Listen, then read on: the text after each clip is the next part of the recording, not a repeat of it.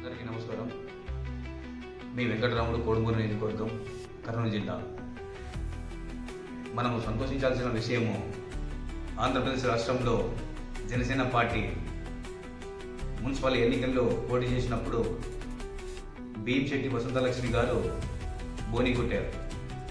అంటే ఒక వీర మహిళగా పార్టీని బలపరిచి పార్టీ కోసం శ్రమించిన భీంశెట్టి వసంతలక్ష్మి గారు మొట్టమొదటి కార్పొరేషన్ ఎన్నికల్లో గెలుపొందారు. అలాగే తెలంగాణ రాష్ట్రంలో తెలంగాణలో జరిగిన మున్సిపల్ ఎన్నికల్లో ఆరూరు విజయలక్ష్మి గారు నేరేడి చీర్ల 14వ వార్డు నుంచి దాదాపుగా 64 ఓట్ల మెజార్టీతో గెలుపొందినారు. ఇది ఎంతో హర్షించదగ్గ విషయం. ఇది ఎందుకంటే జనసేన పార్టీని బలపరిచిన వాళ్ళు ఫస్ట్ వీర మహిళల అండ ఆసరతో, అంటే ఒక అమ్మవారు బోని కొట్టినట్టు మన జనసేన పార్టీకి శ్రీ మహిళా దేవుడి సంకల్పంతో జనసేన పార్టీ అధ్యక్షులు పవన్ కళ్యాణ్ గారి ఉత్సాహంతో వీళ్ళు వీర మహిళలు మనకి స్ఫూర్తిగా నిలుస్తున్నారు.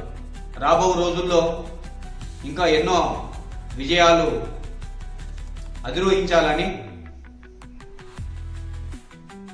దానిలో ముఖ్య పాత్రగా వీర మహిళలు, జన సైనికులు, జనసేన పార్టీ నాయకులు పాల్గొని పార్టీని విజయవంతం చేయాలనేది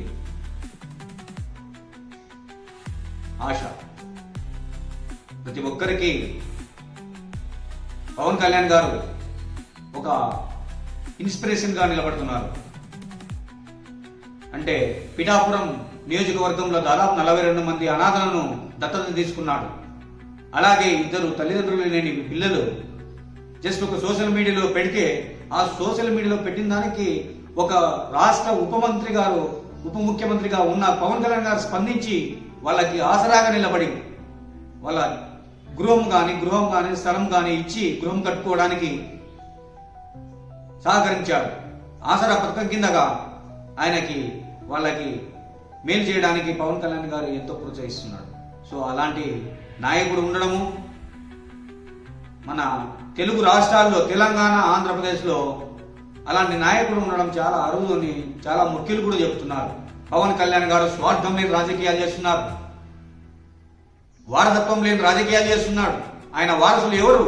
ప్రజలు, వీర మహిళలు, జన సైనికులు, జనసేన పార్టీ నాయకులు. సో రాబో రోజుల్లో జనసేన పార్టీ పవన్ కళ్యాణ్ గారి సారథ్యంలో ఇంకా ఎన్నో